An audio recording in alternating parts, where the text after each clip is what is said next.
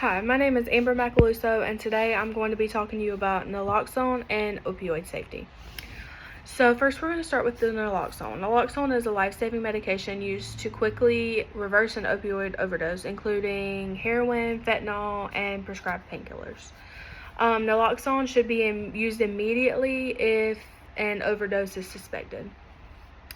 Even if you are unsure whether the overdose is opioid related, you can still administer the naloxone, as it will not harm or affect the person negatively anyway. Naloxone is commonly available as a prepackaged nasal spray, but can also come as an injectable solution. These are user-friendly options for emergency use for bystanders that may not be medically trained. Knowledge of naloxone is especially important because it can empower anyone to save a life during an opioid overdose. For the naloxone, there's a nice way to remember how to administer the naloxone. It's called the 3P method. The 3 Ps are peel, place, and press. So during the peel process, you would remove the nasal spray from the box, and then you would hold the device with your thumb on the plunger and your index and middle finger on either side of the nozzle. Then you would place the person on their back, support their head with your hand, or their neck with your hand, and gently tilt their head back. And then you would carefully insert the tip of the nozzle into one of their nostrils. Then the last step would be press. You would press the plunger firmly to give the entire dose. Make sure you give the entire dose to get the best results possible. And then after administering, remove this spray device from the patient's nose. Then after you use the 3P method, you would just stay with the person and wait until medical help arrives. Now we're going to talk a little about opioids and the safety of opioids. Prescription opioids can treat pain, but carry serious risk of addiction, overdose, and even death. Anyone who takes prescription opioids can become addicted to them. This is why it's very important to be informed and updated on opioid abuse to reduce the risks of these things happening to you or anyone in your family, anyone around you. To ensure safe use of opioids, always take them exactly as prescribed. Never mix them with alcohol or drugs, as this can increase overdose risk.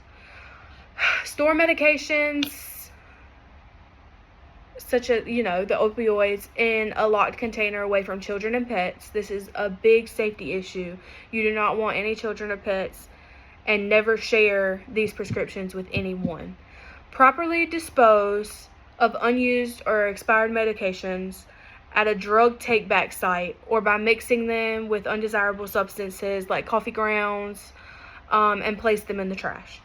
Educate yourself and your family about overdose signs and treatments, just like naloxone, like we were talking about earlier.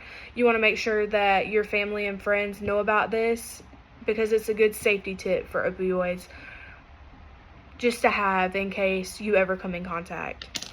I have a couple signs of opioid abuse that are good to know. Regularly taking an opioid in the way that the healthcare provider didn't mean to prescribe it. Don't take it more or less than you're supposed to. Never take an opioid just in case, to make sure you don't have pain later in the day. That's a big sign of opioid abuse.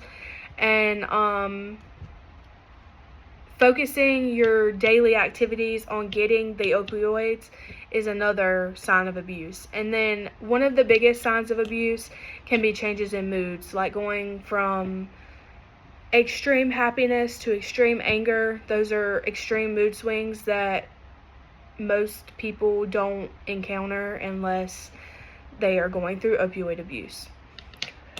After talking about all this information, overall we want to focus on opioid safety as a whole. We want to understand the significance of not overusing or misusing opioids to prevent all the bad effects that these drugs can have on humans. We also want to remember the important usage of naloxone, to be prepared if we ever see someone suffering from opioid addiction. we could always be the reason that someone has a second chance to hopefully receive the information that we've talked about today, which will also give them an opportunity to recover from their addiction or abuse. And we want to be able to have those things on hand to be able to give these people the best life that they can have.